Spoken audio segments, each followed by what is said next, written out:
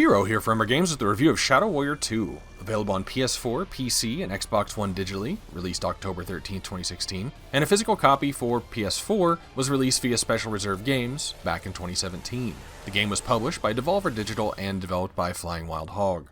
I do own physical copies of the first two games in this series, and Shadow Warrior 3 is scheduled for release March 1st, 2022. 2 is on Game Pass actually right now though, and I have a 4-player multiplayer weekly group that was looking for a game to play a while back and we stumbled across this. Jumping in with number 2 does go against my natural inclinations to play games not just in series order, but also in release order. For a little trivia though, technically this Shadow Warrior series is a reboot of a game that was originally shareware back in 1997, developed by 3D Realms, the Duke Nukem creators. The first of the rebooted games, simply titled Shadow Warrior, was released originally in September of 2013. You play the game as Wang, and in 4-player mode, everyone does. He's a mouthy, skilled fighter in melee and firearms, and the game plays from a first-person perspective. Now, I will say there definitely were quite a few references to the first game that you kinda just have to guess to fill in the gaps while you're playing 2, if you haven't played it. The game does still function standalone though, as long as you don't mind a few conversations going over your head. The long short of it is Wang holds the soul of a Yakuza boss's daughter in his body and works to fight off an incoming demonic invasion. And yeah, it's just about as crazy as it sounds.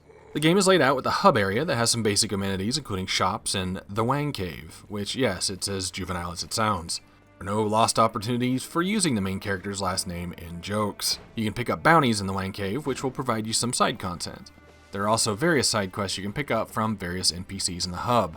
Once you have one, your mission can be selected from a quick access map, where you'll instantly be teleported to that map to complete your objectives. The game actually feels a bit like the shooters of old. You have various types of ammo for each of your weapons that you can find pickups for when depleted. You also have a health bar, no regenerating shields or anything. And you'll also obtain highly detailed variations of katanas and swords.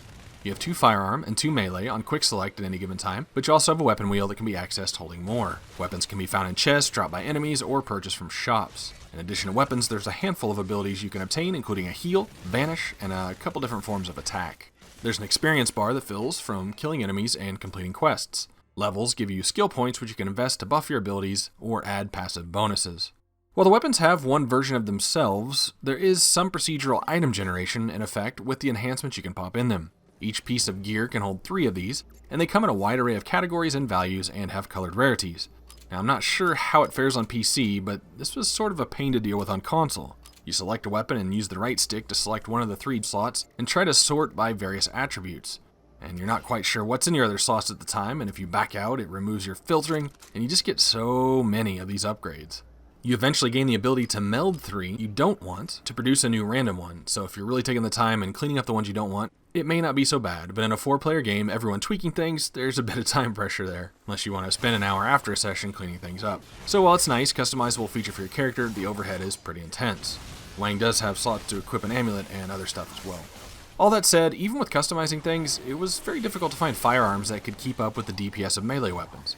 You can hold forward and left trigger for a stab, hold to the side and do a whirlwind, or hold back and slice through the air and make projectiles. We all concurred that simply running up to an enemy and slashing them in a button-mashing style seemed to prove the most effective, which at the end of the day feels kind of like a waste.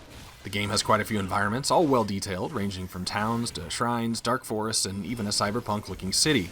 Most maps felt decent sized enough, especially for a game of this style. Maps hold secrets both in chests and actual secret figurines to find. Each player does have to grab their own secrets, but the game's main objectives, if they involve grabbing an item, only the host player can do so.